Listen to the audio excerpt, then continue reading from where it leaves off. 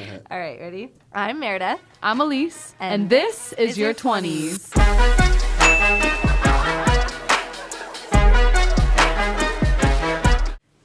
The highest of high in society have every access to every single resource that they could ever want for beauty, and they are held as the standard of beauty, and then they're making makeup lines as if to say, oh, try all these products and you're going to look like me. And it's like, well, fuck that. No, you're not going to look like you, because she has lip injections and she has all the money in the world to buy, to, you know, snatch herself literally everywhere. I don't even know. Like, it's very frustrating. Question though.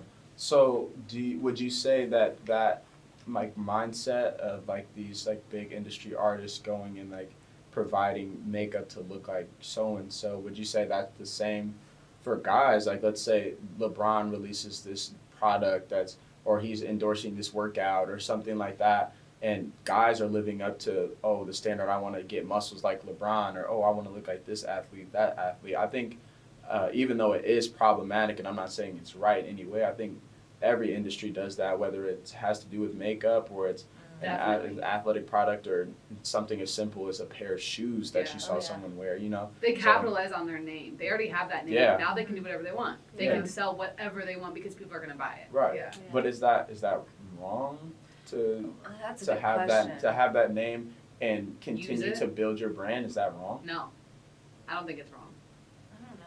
I think it might be Just depends on wrong. the message you're trying to Exactly. put It might be across. wrong for women who don't understand what makeup can do for little girls. Right. And if they haven't questioned that, like, in their mind, like, what are they doing? If they're just doing it because they know they can, that could be problematic. Right. Okay. But people, like, that's the difference here. Like, people like Kylie Jenner, I genuinely don't think, like, really thinks twice about what a 7th grader feels about her makeup products. She just knows she's making money. And what's so crazy is they're at the center of the media. So, like, they're getting exposure to everyone. Everyone is seeing this. No matter if you buy their products or not, everyone sees it. You know what I mean? Exactly. Everyone knows Kylie Jenner's cosmetics company. Like, they know about it. Yeah. Even if they don't participate. And Selena Gomez just dropped her thing, and she said, she's like, I've been working on this for months, and makeup is empowering, and that's kind of her marketing. Right. I think it's the way you market it, too, because Kylie Jenner just, like, I feel like she marketed it like, oh, I'm Kylie Jenner, here's my lip gloss. But Selena Gomez is like, you see her in the, like,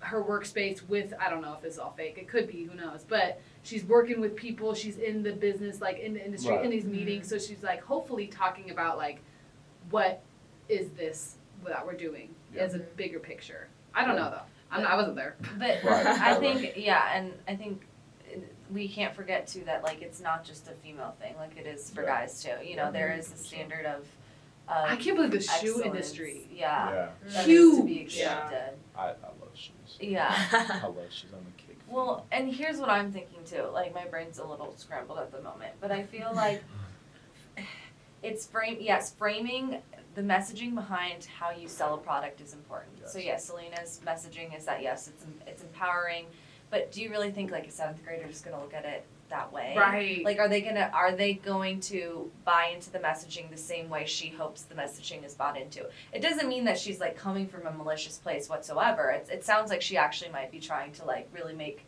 some good and make a positive difference. But I think the question becomes like, how old is it that someone can be mature enough to understand like the implications that come with that? Yeah. And I don't think a 6th or 7th grader is mature enough at all. It doesn't matter the messaging behind the makeup. Makeup is makeup. It's going to do the same thing for you. Exactly. So I just think that people need to be careful who they're marketing to. But obviously you can't put say like, oh, 7th graders can't buy my product. Like, that's stupid. Like, you can't do anything like that. So it's just, I think it's just all about education and making sure that people who are in positions to understand the implications of it are educating younger people and realizing whether it be makeup or whether it be shoes or whether it be a lifestyle product, whatever.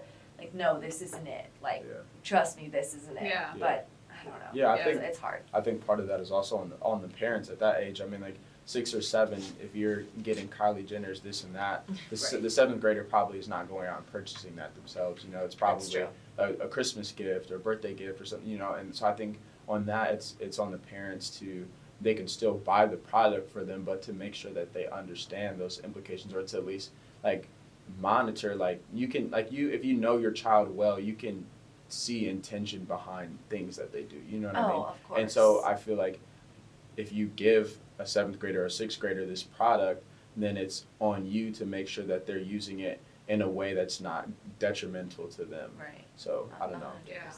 Definitely. And it worries me too because, I mean, I see on Instagram some of these girls who are 12 and 13 years old looking like my age. Yeah. And when I was that age, I was like, wow, did not look like that at all. Yeah. And Yeah. there was no kind of progression and growing up and just being a kid. Like it's going from 0 to 100 really fast. Yeah. And that's because of social media. Oh, Yeah. 100%. 100%. And I Instagram. think we were some of the last people to grow up in the generation where we played outside and we were, I mean, Yes. I wasn't given a phone until I absolutely needed a Needed phone. one. Like I Right. wasn't, and when I was given a phone, I was given a fucking flip phone. Yeah. So that I could just call my Yes. mom. I thought that was a shit. It was Right. like, No, Yeah. yeah. literally. Yeah, and so it all ties together. I think the way kids are raised, the way parenting is done. I mean, I'm not a parent, so I can't Right. like sit course. and point fingers. Of course. But I am very thankful for the childhood I had, where I was encouraged to play outside and I was encouraged to just be myself and not worry about what other people were thinking, not worry about you Yeah. know what I was dressed Yeah. like or how I was acting. Like just run around and be a kid. And Yeah. I felt like I slowly progressed into my womanhood in a more natural Yeah. way Yeah. than maybe And someone who's being fed that at such an early Right. age. Yeah. You know what is crazy to me is the amount of views that people get on TikTok. Because Crazy. every Just because they're single- pretty, like I know. it's not even insane. that, just like comedians and stuff like that. So like anyone can get famous and get millions of views on Yeah. TikTok just for being goofy and funny. And I love it. I think that's cool. That's a good platform. TikTok is awesome. But it just goes to show how many hours a day these kids are spending on their phones. Mhm. Yeah. Like the biggest TikTokers have millions, like Kylie Jenner, Kardashian, like status on Yeah. TikTok, and Yeah. no one's really talking about it, and it blows my mind. Like they are gonna be superstars because of videos they made at home, because of like it just goes to show how much time they're spending on their phone and how much influence the phone and these social media sites have on their entire like well-being. And it's TikTok is great, but it's scary to also Very. think about like how much these kids are comparing themselves at a young age. Very. I babysat a 5-year-old who had a phone and was watching TikTok all day and trying to imitate the dances. A Aw. 5-year-old who knew how to work a phone better than me. That's crazy. That's crazy. Yeah. And it's the comparison game too. You brought up that. I mean, just like sometimes I have to put my phone away and be like, Jesus Christ, I can't look at this shit anymore because I'm like, Yeah. I don't look like that. Yeah. Oh my God, what the fuck is wrong with me? I need to do this, that, and the other. And then it used to be pretty bad. I think I've definitely gotten a hold on it now that I'm older and realize that like social media is just such a highlight reel, and I think we all know that. But like, I like that it is- highlight reel. It is That's so absolutely true. toxic. I mean, it can be really toxic if you are not educated If enough, you're right, if you're not ready. not even educated, mature enough to understand at that brain development to understand that this is not the real world. Right, Mhm. exactly. And people, your brain, it's proven it's not fully developed until you're 25 years old. So kids, I just can't even imagine how hard it's going to be for some of the younger girls growing up right now. It makes me genuinely sad. To rewire their Yeah. brain to like It's just fully loving yeah, themselves. yeah. That's what this podcast is for. I hope 15-year-old will listen to this in 5 years and be like, damn, they're right. But we have a couple more questions. Let's talk more about beauty standards with body sizes. And I think that's a really interesting topic that we could go multiple different places. I feel like in college, you see a lot of different body types all in one area. Yeah. And I'm not saying like high school is also the same way, but I think the more you grow up, the more you like see and compare yourself to all these different body types. But also from my story, the more I've appreciated what my body can do for what it does and not for how it could look. Mhm. You know, like especially like with going to the gym and like my routine with that, I've started to turn Rachel a little bit. But I've really grown to like question why I'm working out in the first place. It started, I wanted to look better for other people. I wanted to be like, yes, I wanted to feel good and stuff like that, but my main priority was like, I want other people to think I look good. Right. And that's that is part of it still, I'm not gonna lie. I want to look good. Yeah, everyone wants to look good. But now it's for my mental health and my health. I want to feel good. I want to look good for myself. And that game changer really changed my life. So it really changed the game. Really changed the game. Changed the game, that game changer. But I wanted to like ask you two about like what are your views on like what's the perfect body type considered in society right now? I feel like it's really so. And how is that problematic? Over the years, it's really changed. For women, you know, the figure, like the full figured women, like Marilyn Monroe, that used to be the beauty standard. The like curves and big boobs, big butt. That was like tiny waist. That was what it was. And then it started to shift as like the modeling industry like became more like prevalent. Yeah, and it was. The smaller, the better. The longer and smaller. You know what I mean? It's like they're taking up less space. They used to call it heroin chic because the girls were so skinny and so skeletal that they looked like they were drug addicts.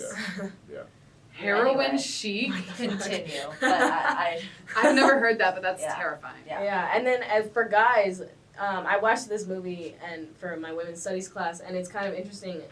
At the same time that Marilyn Monroe was present as like in the media, for men like the action figures, they were like standard size men, like nothing crazy, just average size. But then as the years go, you can see action figures get buffer and buffer and buffer. Wow. Like G.I. Joe, all the Star Wars action figures, all of that, they just get gigantic biceps, and that is the beauty standard for men now, to be like fit as fuck. Yeah. And for women, it's just they got smaller and smaller. It's like they're taking up less metaphorical space. You know what I mean? But now I think it's different. For women, now I think it's like back to kind of like the Marilyn Monroe, and I think esque era. But I think a lot of that is because a lot of women already have that natural curve. Yeah. And I honestly think we just bash social media, but social media has also done a really good job at spreading body positivity. True. In the past couple and the past year, honestly. Yeah. Like, I think that's really changed. And I think, like, a curvy body type was, I don't know when it began to be in again, because skinny was, like, the 2000s, early 2000s. Yeah. But I don't know the time frame, I guess, but I think women have come into, especially women in their 20s, late 20s, maybe early 30s, have really, like, began to, like, accept women who are curvier and for their bodies. And, like, kind of now I think skinny girls might have a problem, like, with comparing themselves to someone with a girl Most with a butt, definitely. or you know what I mean? Yeah. And it's just this kind of funny to kind of watch like all of this happen. It's like ridiculous. Well, it is ridiculous, and it's so fickle because you see how quickly this shifts. Yeah. It's decade to decade, Yep. and sometimes even less than that. So we go from the 80s where it was fitness was good. It was like people were getting to the aerobic chic. 90s was heroin chic. 2000s was also skinny. Now it's kind of like the slim thick look. Yeah. And it's like it's always going to change. It's always. We're never going to be able to be We're never. good You enough. can't catch up, Yeah. right? You Right. can't catch up. And just when you think you've caught up, it's going to Just change changes again. back. So what are you going to do about that? Are you just going to mope around and, let that get to you? Or are you just going to embrace who you are for what you are? In any Find decade. a balanced, healthy lifestyle that works for you and just go with that because, and beauty fades. Eventually we're going to be, older and that's not saggy. going, I'm going to be old. My tits are going to be on the ground. Like, it's not going to matter anymore. Yeah. So let's start valuing women and men, of course, Right, for things that are more than just their physical appearance. But of course, that's very hard to dismantle in our society where it's literally everything, and it is the biggest moneymaker. Yeah. It's $1 billion industry. Yeah, what's interesting with like beauty standards is like what societies tell, like what you see on social media. Like girls are, I feel like there is definitely like an increase in like how many women feel accepted for having curvy body types, but like just that's like women on women, you know what I mean? But like how do the guys feel about it? I feel like guys are still into the scrawny skinny girl. At least from a guy's perspective, I think from a girl's perspective too. Yeah.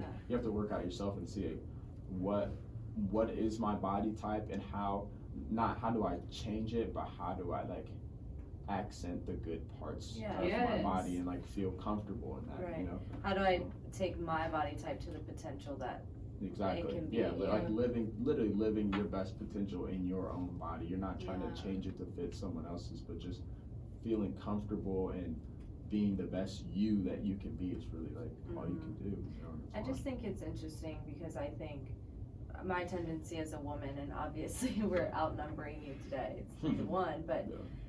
it's got to be hard for men too, and I think sometimes we forget that like it's not just I mean, and I would say I think it's more so for women than it is for Right. men, Mhm. but it's still there for everyone, and Yeah. it doesn't matter who you are. It's the industry in itself that's I mean, we're all the victims to it in one way or another. So I think it's important not to forget that Yeah. everyone's struggling with it just in different ways.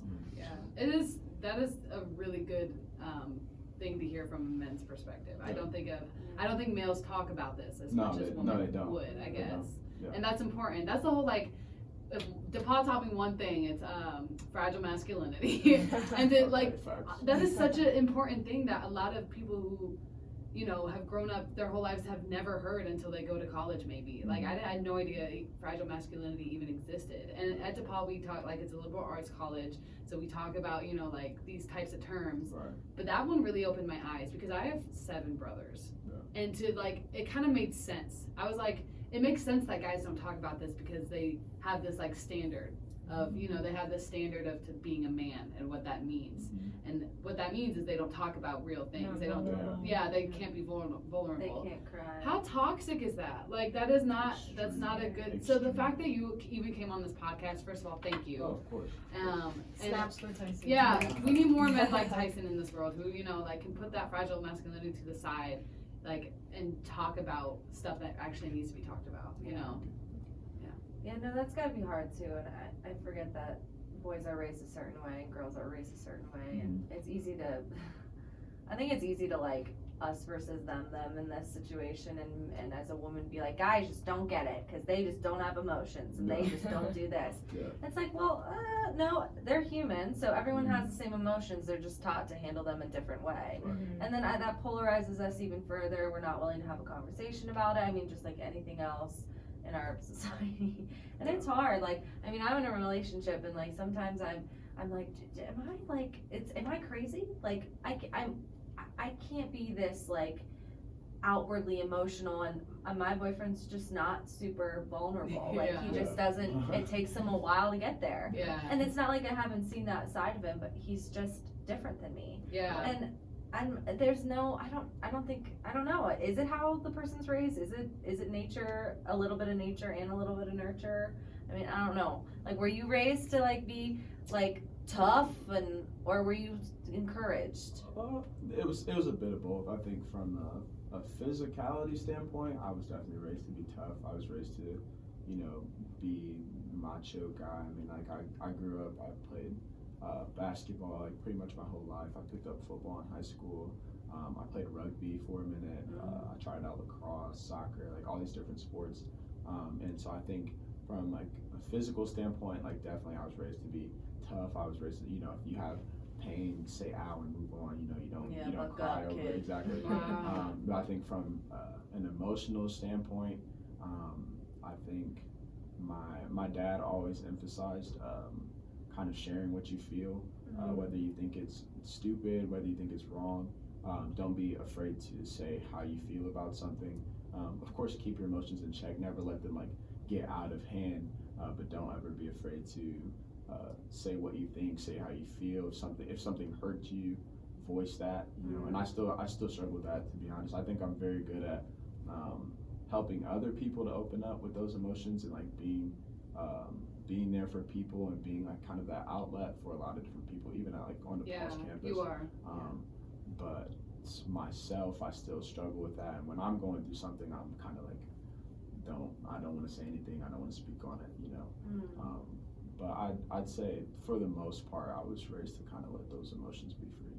Yeah, that's good. That's such a good thing that your dad would tell you that, because in a lot of cases it comes from their dad telling them, toughen up, suck it up, kid. I don't want to hear you cry. I don't hear your emotions. Yeah. But the fact that your dad can be real with you on that, props to your dad. Well, and I think too, if it's coming from your mom, the mom is typically the one that's be more vulnerable. You can feel Oh this. yeah, and you're Yeah, mom, feel you that don't know what you're talking Yeah, about. right. You don't Yeah. get it, mom. So I Yeah. think that's cool that you had that Yeah. that active example in your Yeah. life. But Yeah. even still, this is kind of a question, comment for you guys, I guess. So my dad is pretty emotionally available. He can be fairly vulnerable most of the time with his emotions. But when my dad was in high school, because he was vulnerable, he was seen as feminine, or like, oh, like you're, homosexual, blah, blah, blah. And even me in high school, like, because I wasn't like the tough guy, I mean, I'm just gonna be blunt, like I'm black, and I went to like a white private school, and so to be the black guy who's not, oh, I'm hard, I'm street, I'm this, I'm that, kind of like confused people, you know what I mean? And everybody was like, yo, like, is Tyson gay, or they're like, oh, Tyson's white, and like, and Race because I have, is such a- and because I mean, like right now I'm wearing a cardigan, you know what I mean? And they're like, oh, like, is Tyson, he's always talking about his emotions, or he's always helping out females figure out their emotions, things like this. Like, is he gay? Like, how do you guys feel about that? Like, that's standard. And be honest with yourself. Like, when you see that with a guy on campus, do you think, oh, maybe he's gay? He's got a lot of female friends. He talks about his emotions. Like, how do you, like, Not at all. like really look internally? Not at all. And I think that goes to show, like, I mean, I'm not saying every man is homophobic, but I feel like there's a different perspective on the gay population from men, Right. and they just have a lack of understanding, and they think anything that's revolved around emotions is automatically gay. Like, Mhm. that just goes to show how, like, little they know about people who are gay. And that, like, literally no. I know so many guys who, not so many, but a handful of guys who are just like you, who are genuinely so kind to everyone and will sit down and talk out your problems, and I'll listen, and here's how I'll help. Right. And to hear you even ask that question kind of like made me mad, because like why would the first thing in your brain be like, oh, I question his sexuality because of that? I don't know. Like, to me that's wild. To me that's wild. But definitely no. Like, if I see someone like that, I appreciate a man like that. I want to marry a man like that. Literally, I want my husband to be willing to talk about and help anyone that they possibly can, because that's in their soul. Like, that's in their heart, and that's what they want to do, regardless of what anyone says. I think that's so toxic that someone could see that and immediately think, oh, he's gay. And in that term, that they're saying it as like a negative thing. Like, oh, that's so gay. Yeah. Right. Exactly. That is such a problematic phrase. Like, that really, 100%. whenever I still hear people say that all the time, and it really makes me uncomfortable. Like, I have a lot of gay people in my life who I love dearly. Yeah. And if they were around to hear that hits them different. And I'm their friend. In my 100%. family, so that hits me different too. Yeah. Yeah, and not to mention, those people are some of the most fun-loving, like, great, like, kind-hearted people you'll ever meet. Exactly. You know what I mean? It's like, Why is to that a have negative as I'm thing? saying, to have a negative connotation with that, like, it's just insane. It to hurts me. me, Like, yeah. and they're not willing to, like, step outside of themselves and go meet someone who's like that. I mean, like, even on campus, I have friends who are like homosexual, and they'll, Tyson, like, what's up, how you doing, blah, blah, and they talk to me about anything I want to talk about, anything they want to talk about, they'll talk about sports, they'll talk about art, they'll talk about whatever. They're people. Exactly. Yeah. It's not like, oh, well, you're gay, so you don't like no. Yeah, every single person has different passions, and they're not gendered Exactly. passions. They're not gendered Why does their passions. sexuality have anything to do with their Yeah. personality? Yeah. Like, it doesn't. 100%. Yeah. Yeah, It's so, crazy. okay, that was just No, No, I that's- want to hear what you think. Such a about good this, question, Rachel. though. About what specifically? About the question that Tyson just asked. Yeah, about like guys displaying emotion and that being associated with like being gay. Yeah, I feel like those are the men that I feel are the strongest. You know what I mean? Because not only is it like I don't think it has to do with your sexuality, because it's about overcoming societal norms. Mm. You know what I mean? Because like that takes strength, that takes vulnerability, and vulnerability is so much harder than being closed off. You know what I mean? Yeah.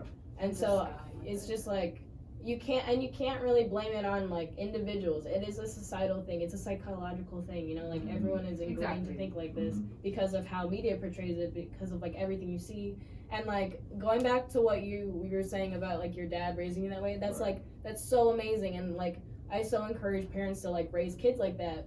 But parents can only do so much, you know, like Yeah. you can't be sheltered from what everyone else is doing, you know what I mean? Exactly. So it's just so So hard. yeah, to actively, your presence, like your existence, actively dismantling what you've been told to Yeah. be is, that is beyond strong, beyond comprehension for sure. Yeah, that's the type of man I want to marry. Someone who's like Amen, strong. brother. Amen. Like, I'll be honest with you, when you asked that question, you said be honest with yourself. Right. I definitely grew up in a very gendered environment. So I grew up in a very, very sheltered, I loved where I grew up. I had a great education. I had a great childhood.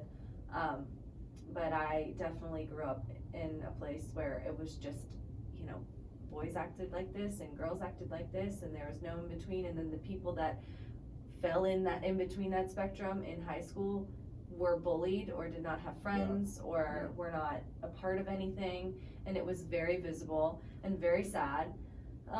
And I think I definitely understood it to a degree in high school, but I don't think I quite understood the why behind all of that until I got here and started taking classes that could actually help inform my education on that, because I didn't have, I mean, you're raised how you're raised, and so that's a big issue too. Are you willing to move on with your life and choose for yourself? I'm going to educate myself on this beyond what I've just been taught at home, or am I just going to kind of go with it and say like, well, because I was raised this way, I think this way too. Like, I think not everyone is willing to even like expand their mind, or they're afraid of maybe what they might realize is like they've lived a lie, or like I've definitely suffered and struggled with like being in college and being like, God, like, was everything that I grew up with, like, that I thought was a part of me, or I thought was like, I don't know, just a part of my life, like, is that actually what I believe, or like, well, what the fuck do I do now? Like, it was like a huge identity crisis for a period of time, and then I got to the point where, I mean, I'm thinking to myself in high school, if someone were to act like that, I know that I would probably maybe think that way too, because I think I was surrounded by people that thought the same way, and I don't think I was a strong enough person in high school to have pushed back on that. I really don't. I think I was just trying to fit in and, you know, go with the norm. I think now, absolutely, I'd be like, no, fuck that, that's stupid as shit, because I'm older now and I have more knowledge under my belt, but like, that's a problem. It's a huge problem, and I don't know. Honestly, I don't think I would have given as good of an answer and been like, no, I would have, like, the way Elise said, like, fuck that. I would have been like, man, sorry, weird, I hopped on that so quick. I was like, no, hell no. Which I think is great. I mean, you're very clearly confident in that answer. I don't think I could be as confident. Right. Yeah, and I appreciate you saying that, because like I said, like I wanted you guys to be honest with yourself, and I think that like an answer like Elise's is like a complete outlier. Right. Like, I mean, maybe not now, you know, but I mean, in high school, hell, I was the person and I still didn't feel comfortable doing it. You know what I mean? So like, I can't necessarily say that I would have given an answer and been like, oh, you know, like, well, fuck that, that's stupid. Like, I'm gonna do what I want, because even in doing that, I was like, oh no, like, I'm definitely different. I'm definitely outside of the norm, and like, am I comfortable with that? And I think part of that, like, part of the reason that I felt on sports so heavily was because I was like that, and I needed something to say, no, like, Tyson's like cool, Tyson's a guy, you know what I mean? Like you can't get more boyish in football, I mean, in high school than football, you know, or wrestling, something like that, you know what I mean? So like, those two sports are like what I fell heavily on, because, you know, if you're sharing your emotions all the time, then you have to go on the field and knock somebody out. Redeem yourself. Yeah, exactly. Like, balance it out. I think masculinity versus femininity, it's a hard word to say, is such a interesting topic. Like, what makes someone masculine versus what makes someone feminine. And I believe everyone has a side of masculinity and femininity in them, 100%. But I feel like a lot of men are scared of that feminine part of them, which is the more emotional, like, that's just our feminine nature. Like, that's part of being a woman, is like, we literally have different hormones in our bodies that make us act different. But I also have a masculine side. Like, everyone has a masculine and feminine side, but I think a lot of men are scared of their feminine And I think side. part of that fear comes from like the patriarchal way that our society runs. Like, the standards associated with masculinity, those are powerful. Yes, Yeah. that's You what I know, was the thinking. Why isn't femininity being powerful? logical, Yeah. being strong, being smart, you know, those are the CEOs, you know, those are the guys that are successful. And so women, when they're successful, they have to take on these masculine in Yes. quotes like standards. And part of the reason why I think men are so scared of embracing femininity is because they're going down this like the Yes, they're scale, going they're down the ladder. Wow. Yes, Yeah. they're going down the. But you know totem what's pole. crazy? You know who has even more power than CEOs, male CEOs? Tell Female superstars. Beyonce and her femininity and her sexuality Yes. is more powerful. I will debate anyone on this. Is more powerful than any male CEO in the world. Oh, I agree 100%. She has more power on people because of her feminine energy, and that's how I know feminine energy is more powerful. Not more powerful, but also powerful. Yeah. Equally No. powerful. Yeah. Equally Feminism powerful. is equal. We're all the feminism. I'm a feminist that believes that men and women should be equal in every aspect, and that's it. No one's better than the other. People are people. But that's the thing, femininity is powerful as fuck. Look at Beyonce. Alright, you may not have your shit figured out. But that's okay. This is your 20s. 20s.